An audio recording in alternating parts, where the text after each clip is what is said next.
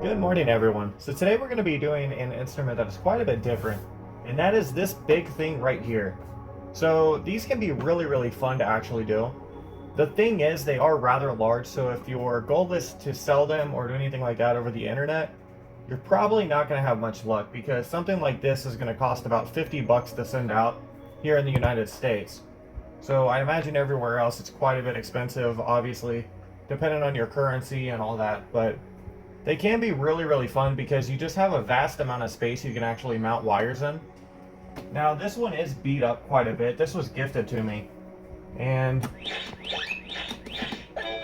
it looks like it originally came with some type of balls that you would put in here, and then the ball would go, you know, out here or right here, or if you drop it down here, it seems like it would go through here and hit. So it looks like a really fun instrument, and it would be really interesting to go ahead and like restore it somewhat and just see what we can do as far as circuit bending it. So the first thing I'm going to do with this is I'm going to try to actually either narrow this down or see if we can just get easy access to the board.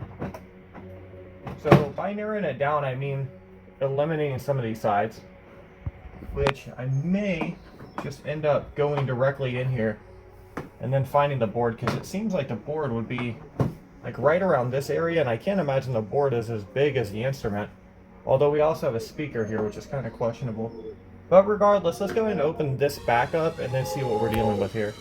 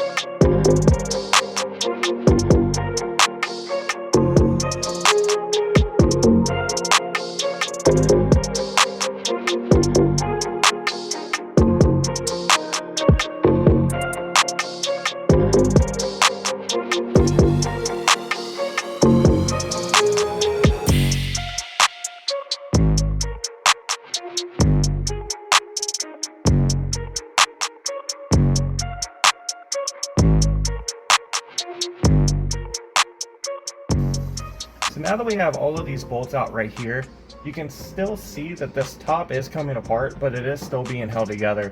So what I'm going to do in this case is go ahead and take these side screws out. Now you may have noticed that I popped all the batteries out and did all that. And the reason being is sometimes they'll actually put a screw right inside of here, inside the battery underneath of all this. And that would have been a logical move because we have 3 screws right there, and it seems like one should be right here, considering it is on this side. But we're going to go ahead and continue on by taking out these bolts right here.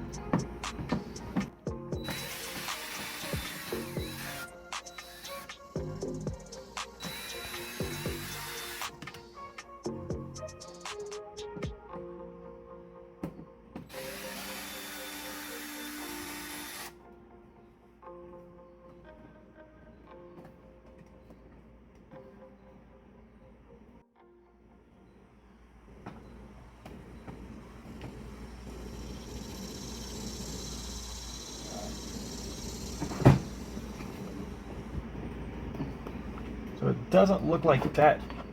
Oh, there we go. So that actually came off, so that's good. Let's see if this one comes off the same way.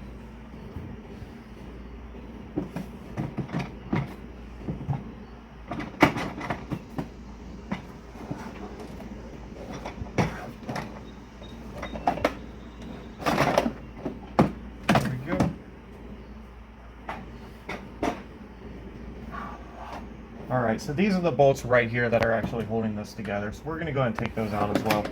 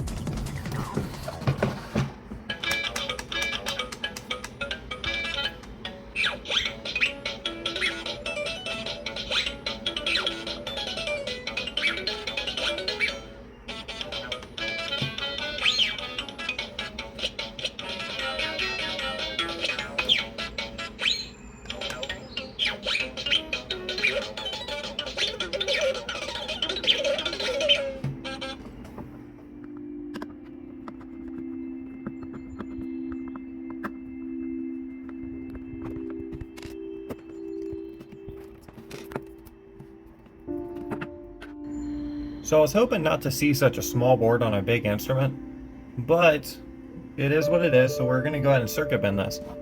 Now, this is the one right here that's actually giving us the effect that we need. So you're probably wondering which one of these it is. I believe it to be this one right here, because this is our resistor that's leading directly out of here. And then this one seems to be grounded, considering it's on the black. So this one's going to be a bit tricky. So as you see, these blue lines are our actual circuit paths. So if you take this and you scratch underneath of this blue, you'll see what the actual circuit is running on. So if you see that material right there, if I scratch away the coating, that's the actual connective activity running to this. So what we have is we have this circuit right here running to this resistor. This is an integrated circuit right here. So we cannot mess with the integrated circuit anyway, because they actually put this black goo all over it. And that's to keep other companies from actually mimicking their instruments and then pulling the information off the integrated circuit. But as a circuit bender, that kind of sucks because I can't solder onto the integrated circuit. Honestly, it's probably too small to actually do that anyway. But we're going to be soldering onto this side right here. So we have to solder onto this, and then we're going to follow this pathway out, and that's going to lead us right here. So if you see, right through there, we're going to solder onto this. Now you're probably wondering why I'm not soldering onto just both sides of this and then calling it a day. And the reason is that these are actual like micro resistors. So if I solder onto both sides of this, chances are this thing's going to come right off the board. So they're not connected in any way to the back. So these are just little front loaded resistors, and they come right off with just a tiny bit of pressure. So what I like to do is I like to go ahead and solder a wire onto this, and then I'll typically run the wire out and then hot glue it, or do anything that can actually give us a sense of security where this wire isn't going to yank this resistor off. So I'm going to go ahead and solder here. We're going to hot glue it. I'm going to try to wrap it around some of these wires, and then we're going to solder down on this point right here. And that's going to give us connections on both sides of the resistor, so we can short circuit it and actually get the results that we're wanting.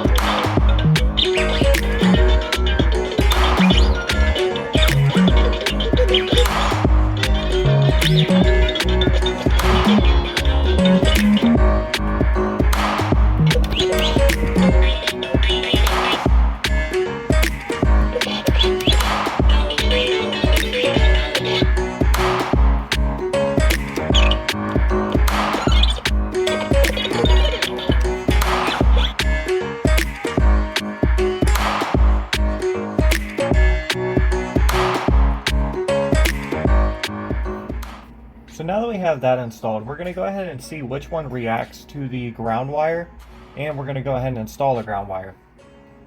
So how I'm going to do that is I'm going to go ahead and trace down our ground wire right here, and that's going to be directly running from the battery pack. And then our battery pack is back here, so So it's right behind this piece. So we can run up here. Then it's the black one on this side. So it looks like our ground wire is going to be right here. So you see the black wire runs all the way back to our battery pack back there. So it's going to be that one right there. So now what I'm going to go ahead and do is I'm going to take this, then we're going to go ahead and run this. I'm going to take these one at a time.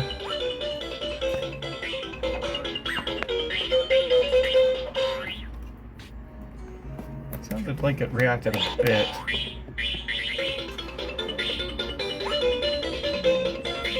Maybe not.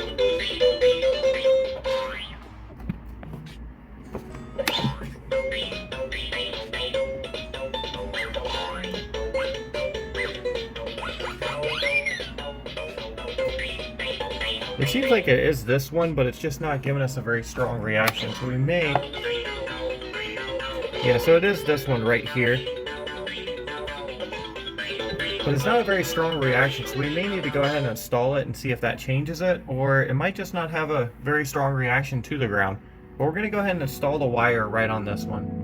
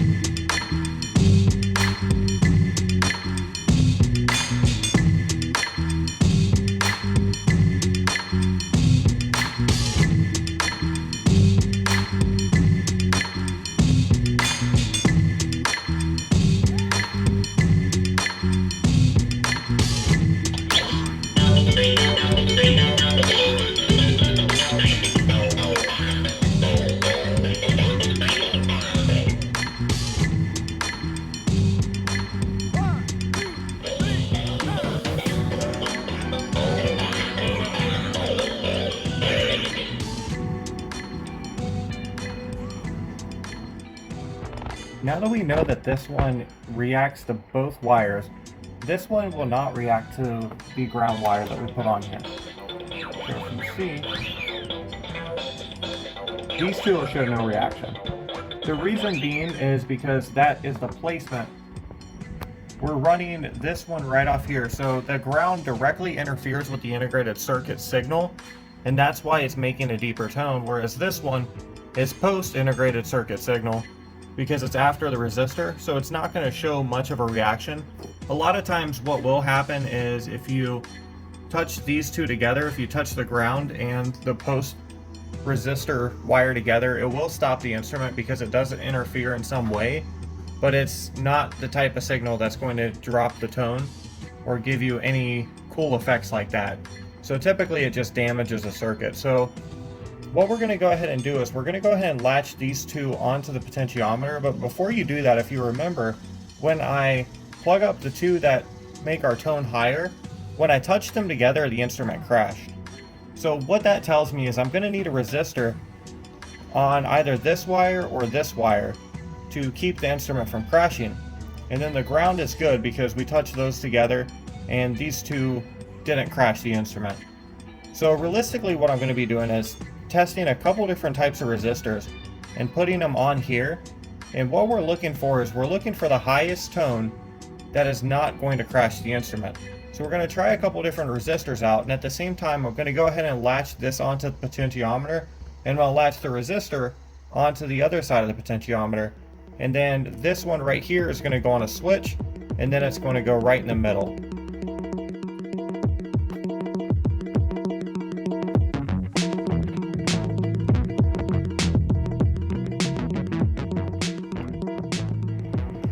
So I tried out a couple resistors and I found 3 150K resistors wrapped together, and essentially what this is going to do is 2 of them together would be 75K, and then 3 of them together would equal this to be a 50K because we ran this in parallel. So parallel, essentially what it does is it divides whatever the total amount is by the actual number that you have on here. So this would be 150 divided by 3, which equals 50K. So what this does is it does pause the instrument, but we can still press buttons. And it makes it kind of glitchy. So on the top portion of our potentiometer, it's going to be kind of glitchy up there, which I'm okay with. I'm okay with it being all the way sped up and then glitching out of it. So we're going to go ahead and mark that on there as well. So how I'm going to run this one is I'm going to run the resistors directly onto the potentiometer. We're just going to fold that over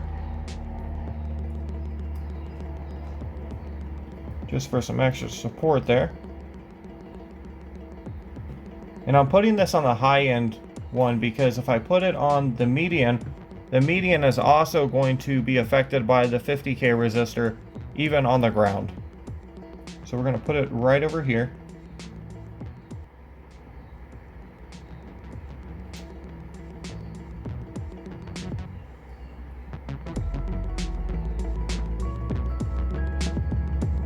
I'm just going to fold that.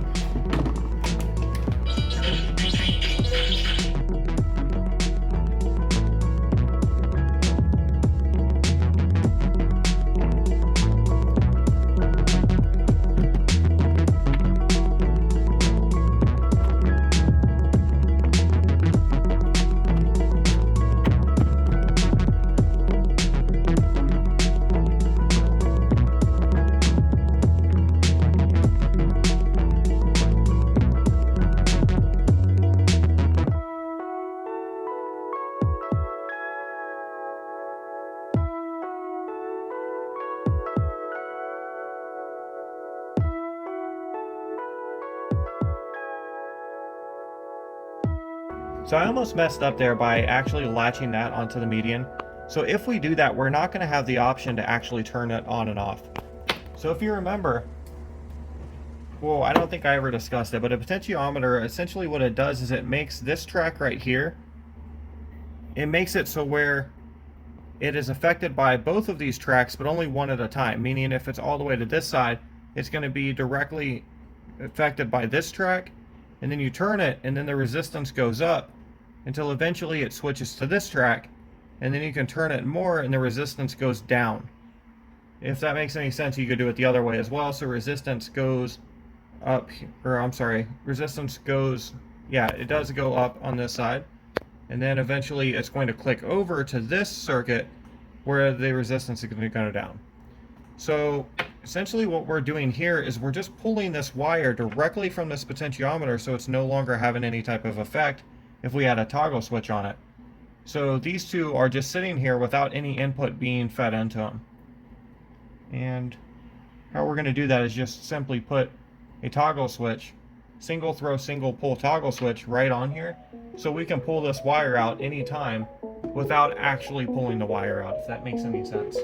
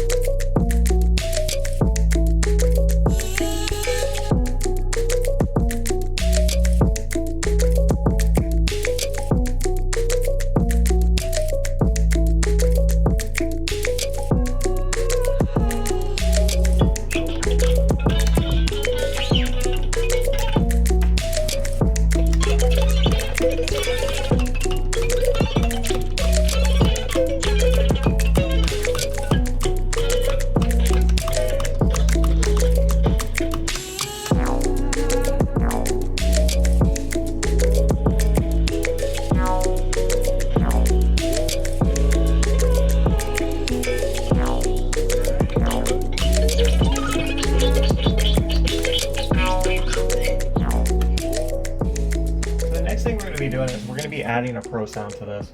So how we're going to add the pro sound is we're actually going to run directly out from the speaker, which is right here, and we're going to walk over these speaker wires and then figure out exactly where the speaker wires are going to.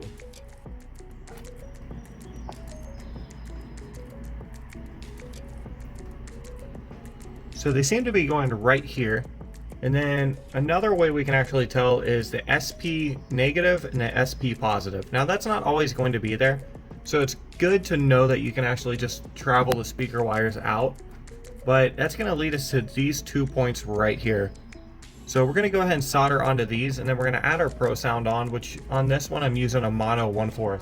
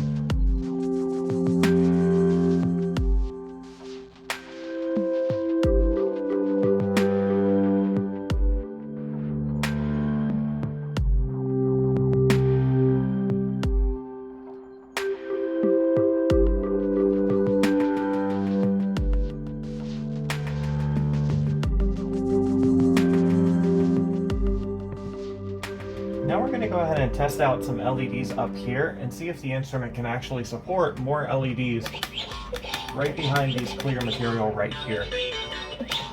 So how we're going to do is we're going to run this directly out. So we want to be careful not to get the button. So there is a switch button up here that you see right here that its sole purpose is just touching these two wires together when we hit this. Well, there's another one that's right here that is going to be the one we're going to be tagging onto. Now, it's not going to really matter too much if we touch the switch together, if at all. So what we're going to do is we're just going to run this, and then we're going to see which one reacts here. So that looks to be good. So if you see, they're actually coming on at the same time here.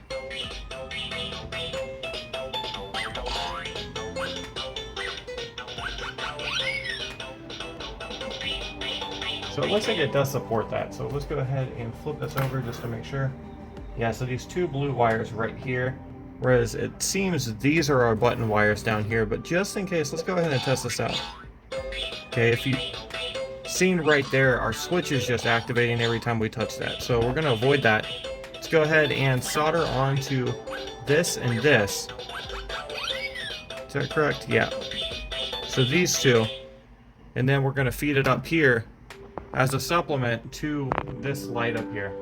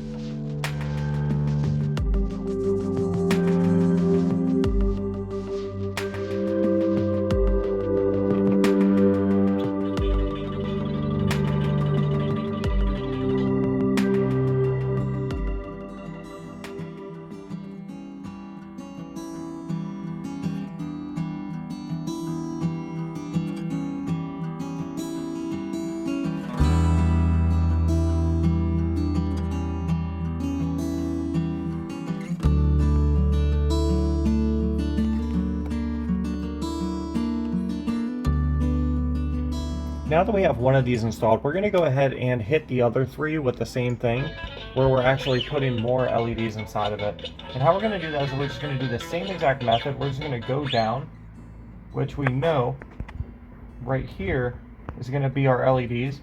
This is going to be our buttons, which means this should be another LED right here.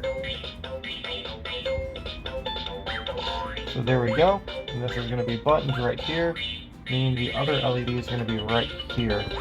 Let's say we may have hot glued this part a bit, so we might have to source our ground from another part of the LED. So let's go ahead and latch onto this. So there we go. So that's going to be the other LED. So we're going to go ahead and tag those 2 up real quick.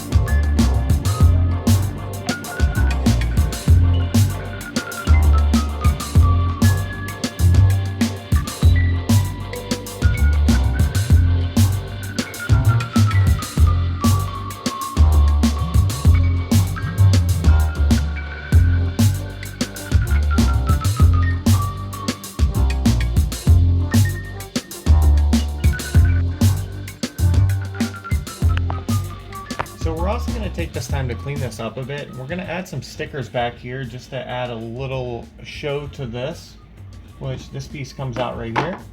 And then we're going to go ahead and put it back together, and we're going to add a paint job to it, and we're going to make it look quite a bit better. But I'm going to go ahead and take this time just to tell you thank you for watching. And if you guys have any questions about any type of stuff like this, feel free to message me over Facebook. You can also find me on Instagram, or just comment in the YouTube section. Once in a while I'll look through there. So your best bet's to go ahead and message me on Facebook or Instagram. But feel free to try to leave a comment as well. And be sure to like the video and subscribe if you're not already. But with that, let's go ahead and get back to it. And thank you guys for watching.